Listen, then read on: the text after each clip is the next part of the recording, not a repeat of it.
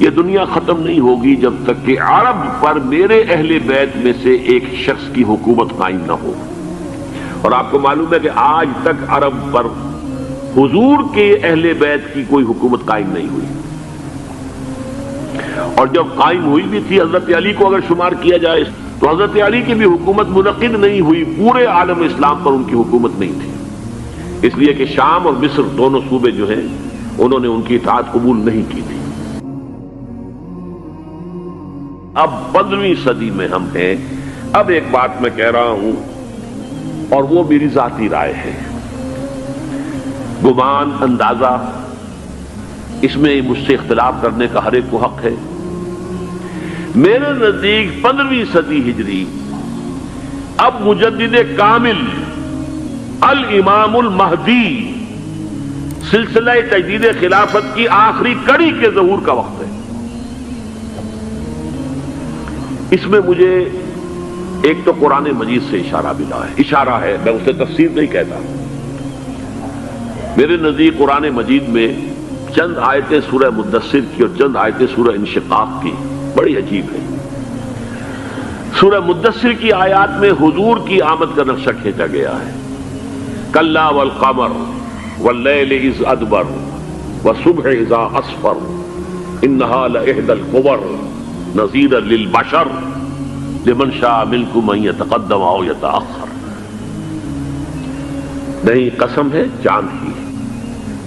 کلا والقمر واللیل اذ ادبر، اور رات کی جبکہ وہ پیٹھ موڑ لے جانے لگے اور صبح کی جبکہ وہ روشن ہو جائے. حضور سے پہلے 600 برس ایسے گزرے ہیں دنیا میں کہ نبوت کا سورج نہیں تھا.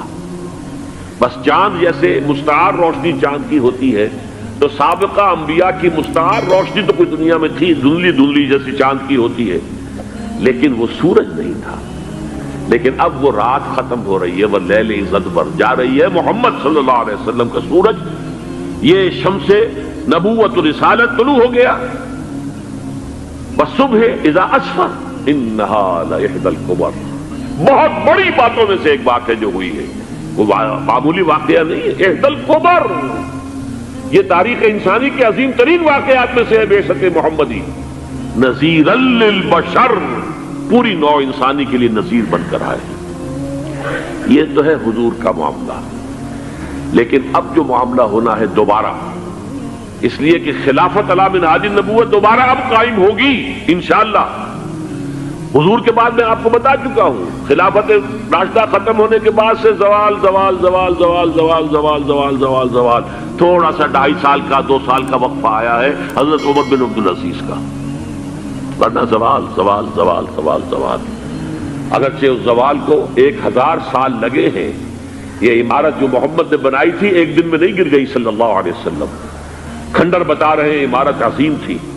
1000 سال کے بعد پھر یورپ کے سیلاب نے آ کر اس کو گرایا ہے اور ختم کیا ہے، ورنہ 1000 سال تک سطوت و شوکت کے ساتھ امت مسلمہ تو موجود رہی ہے، چاہے اسلام جو ہے وہ حکومت کی سطح پر موجود نہیں تھا.